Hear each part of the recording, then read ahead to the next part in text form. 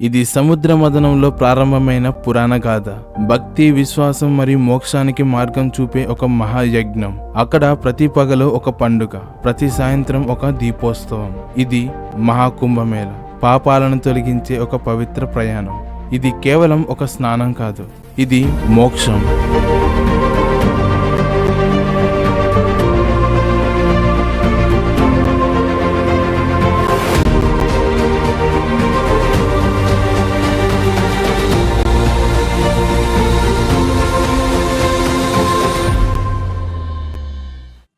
సూర్యుడు మకర రాశిలోకి ప్రవేశించిన ప్రత్యేకమైన క్షణం.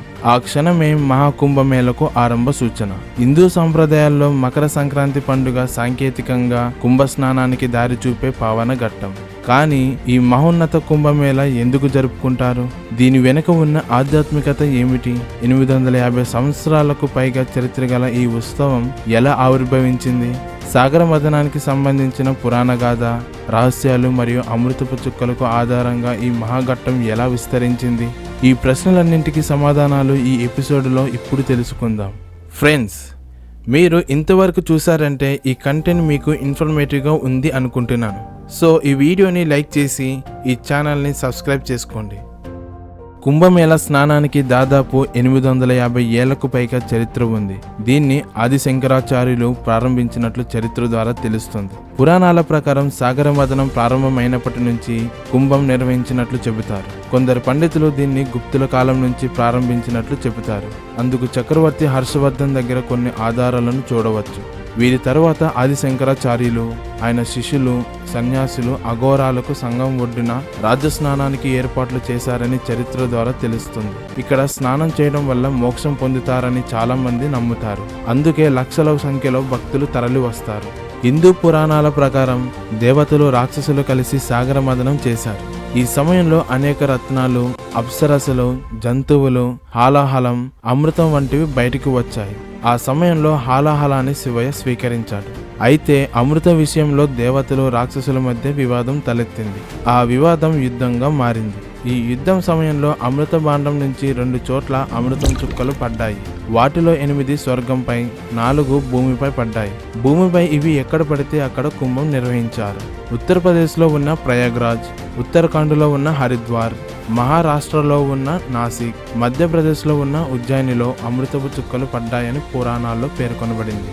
అమృతం కోసం జరిగిన పోరాటంలో చంద్రుడు అమృతాన్ని ప్రవహించకుండా కాపాడాడు. గురువు కలశాన్ని దాచాడు. సూర్యదేవుడు కలశాన్ని పగిలిపోకుండా కాపాడాడు. శనిదేవుడు ఇంద్రుణ్ణి కోపం నుంచి రక్షించాడు. అందుకే ఈ గ్రహాలు కలిసిన ప్రతి సమయంలో మహాకుంభం నిర్వహించబడుతుంది.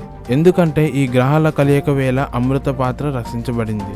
ఆ తరువాత దేవతలందరూ శ్రీ విష్ణుమూర్తి సాయంతో అమృతాన్ని స్వీకరించి అమరత్వాన్ని సొంతం చేసుకున్నారు.